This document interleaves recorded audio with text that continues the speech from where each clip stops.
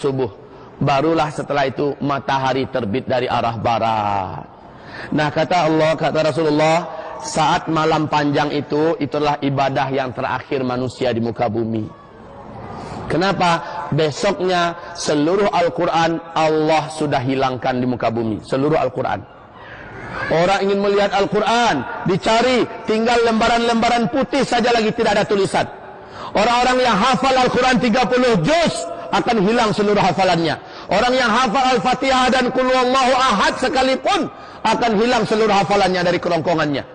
Tidak ada lagi ibadah, tidak ada lagi amalan kecuali di hati mereka iman Allah, Allah, Allah. Setelah itu tidak ada lagi.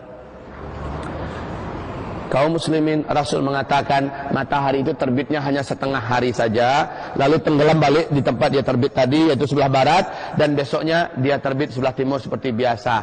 Tapi Allah munculkan tanda kiamat yang nomor 6. Tanda besar kiamat nomor 6, yaitu seperti dalam surat Al-Anbiya, keluarnya binatang raksasa dari dalam perut bumi sebanyak 3 kali kemunculan di tempat-tempat yang berbeda-beda. Binatang ini Allah sebutkan dalam Al-Quran dengan sebutan Dabbatul Ardi, binatang melata dari dalam perut bumi. Binatang ini berbulu tebal dan panjang, kata Rasulullah Sallallahu Alaihi Wasallam, boleh berbicara dengan bahasa manusia. Dan dia membawa tongkat Nabi Musa, cincin Nabi Sulaiman. Tongkat ini akan ditunjuknya kepada orang-orang kafir. Maka orang kafir itu, kata Rasulullah, menghitamlah wajah mereka, menghitamlah seluruh tubuh mereka, bagaikan punggung-punggung kuali yang hangus, hitam. Dan cincin Nabi Sulaiman akan diusapkannya ke wajah orang-orang yang beriman yang masih hidup di bumi pada saat itu. Maka kaum muslimin, orang beriman ini pun menjadi putih, bersih dan bercahaya wajahnya, sehingga benar-benar berbeda antara orang beriman dengan orang kafir. Maka setelah itu, kata Rasul, muncullah tanda besar kiamat yang nomor 7, yaitu angin lembut bertiup dari arah timur. Angin lembut bertiup dari arah timur. Angin ini sejuk, lembut. Tidak ada satupun orang yang mengenal Allah dan beriman kepada Allah di timur dan di barat, di utara dan di selatan, di seluruh permukaan bumi ini. Apakah dia tinggal dalam perut gua, apakah dia tinggal di gunung, di lembah, di pulau, di gurun Sahara, dimanapun saja ada orang beriman, angin ini akan menjemputnya, angin ini akan menyentuhnya, dan dia pun meninggal di situ. Orang beriman akan meninggal serentak di muka bumi pada saat itu. Seluruh orang yang mengenal Allah, beriman kepada Allah, apakah imannya kuat, apakah imannya sedikit, meninggal serentak. Seolah-olah binatang tadi muncul buat memberi tanda, lalu setelah putih, bersih orang beriman ini, angin itu datang menjemput kepada orang-orang yang sudah diberi tanda, dan meninggallah. Tidak ada lagi tersisa orang beriman. Faham sekarang kenapa Nabi mengatakan selama masih tersisa satu saja orang beriman di muka bumi, Allah akan tunda kiamat itu 40 hari lagi. Ini pertanda seluruh orang beriman akan Allah wafatkan secara serentak, sebagai tanda besar kiamat yang nomor 7.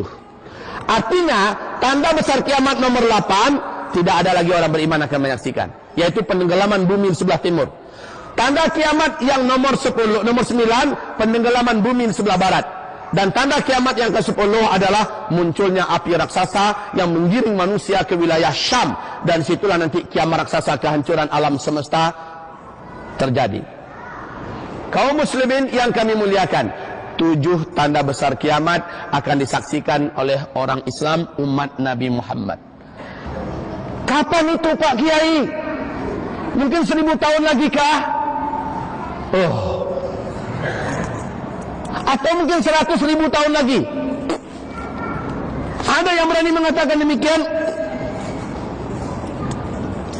Yuk kita dengarkan sebentar hadis-hadis Nabi Muhammad SAW yang menyebutkan tentang umur umat Islam, tentang umur umat Islam ketika aku diutus oleh Allah sebagai Nabi dan Rasul, sampai wafatnya orang Islam di muka bumi ini secara serentak. Allah memberikan rentang waktu yang disediakan oleh Allah untuk umat Islam lebih dari 1400 tahun, kata Rasulullah, tapi tidak sampai 1500 tahun hitungan Hijriyah. Saya ulangi, dalam hadis-hadis yang sangat banyak, mulai dari Nabi diutus sebagai Nabi dan Rasul sampai wafatnya seluruh orang Islam serentak di muka bumi ini, ada umur umat Islam yang telah Allah bataskan, yaitu lebih 1400 tahun. Hitungan Hijriyah tidak sampai 1500 tahun. Allahumma sholli ala Muhammad. Masya Allah, kita sudah 1400 tahun berapa sekarang? Hitungan Hijriyah. Tahun Hijriyah kita sudah berapa sekarang kaum muslimin? 1435. 1435 Hijriyah. Rasul mengatakan umur umat Islam lebih 1400 tahun dan tidak sampai 1500 tahun. Kita sudah 1435 sekarang ini. Ada hadis-hadis yang lain yang penuh dengan hitungan-hitungan matematika. Syekh Ibnu Hajar Al-Asqalani yang terkenal dengan kitab fenomenal beliau, Syarah Sahih Imam Al-Bukhari, yaitu judul kitabnya Fathul Bari. Beliau adalah pakar dan ahli hadis dunia, yang kitab Fathul Bari menjadi rujukan seluruh ulama-ulama besar dunia sampai hari kiamat. Beliau mengumpulkan hadis-hadis Nabi ini di dalam kitab umur umat Islam beliau di Syarah Fathul Bari, dan juga dalam kitab Al-Ijarah jilid yang keempat naskah asli Arab halaman 570-an di kitab Al-Ijarah. Juga lihat di kitabul Fitan tentang umur umat Islam. Apa komentar Syekh Ibnu Hajar Al-Asqalani? Lebih dan kurang, mungkin lebih sedikit, mungkin kurang sedikit, umur umat Islam sejak Nabi diutus sebagai Nabi dan Rasul berakhir dengan wafatnya seluruh orang Islam di dunia, lebih dan kurang, boleh jadi lebih sedikit, boleh jadi juga kurang sedikit, adalah 1476 tahun saja. Lebih dan kurang sedikit. Imam As-Suyuti mengatakan, kalau menurut hitungan saya dari hadis-hadis Nabi, 1477 tahun saja. Beda setahun saja. Syekh Ibnu Rajab Al-Hambali mengatakan, yang paling aman pokoknya, katanya, main pokoknya dia, pokoknya lebih 1400 tahun, yang pasti tidak sampai 1500 tahun. Nah kaum muslimin, yuk kita coba menghitung dengan hitungan Syekh Ibnu Hajar Al-Asqalani. Beliau mengatakan umur umat Islam ini lebih dan kurang 1476. Sekarang kita berapa Pak? 1435. Silakan dikurang-kurangi. Berapa sisa yang di depan kita lagi? 41 tahun saja lagi. Lalu umat Islam akan meninggal serentak. 7 tanda besar kiamat akan kita dapati, akan kita temukan. Masya Allah, la haula wa la quwata. Allah. Hitungannya Hijriyah loh. Hijriyah itu mulai dihitung sejak kapan? Sejak Nabi Muhammad hijrah dari Mekah ke Madinah kan? Artinya ada 13 tahun semenjak beliau diutus sebagai Nabi dan Rasul, belum kita masukkan dalam hitungan. Artinya yang 41 tadi dikurangi lagi 13. Berapa? Tinggal 28 tahun lebih dan kurang ke depan. Makanya ulama-ulama besar Timur Tengah sekarang mengatakan, memperingatkan manusia semua bahwa kasus pertempuran, peperangan, pembantaian yang terjadi di Suriah hari ini adalah cikal bakal tegaknya khilafah yang terakhir di muka bumi. Karena khilafah akan tegak di Damaskus dan berjayanya nanti di Palestina, kata Rasulullah dalam hadis-hadis beliau yang sahih.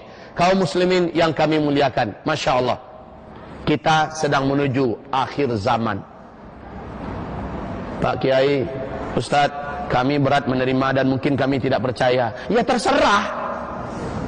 Faman syaa falyu'min wa man syaa falyakfur. Yang mau percaya, imanilah ini. Yang tidak mau percaya, kufurilah. Tidak ada masalah. La ikraha fid din.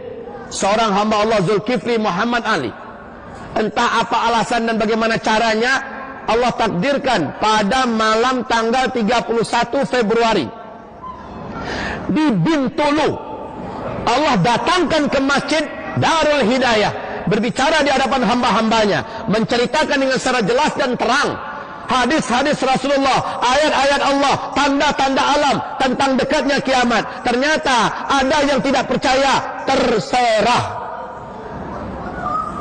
Tidak ada yang memaksa. Tapi yang percaya, maka ada tawaran berikutnya yang ditawarkan oleh Rasul. Tawaran bahasa Malaysianya benar, tawaran juga. Ada tawaran Rasulullah kepada umatnya. Yang percaya, kalian lakukan ini, kalian lakukan ini, kalian lakukan ini, agar kalian selamat, agar kalian terjaga. Yang tidak percaya, maka dia masih menari-nari di muka bumi ini.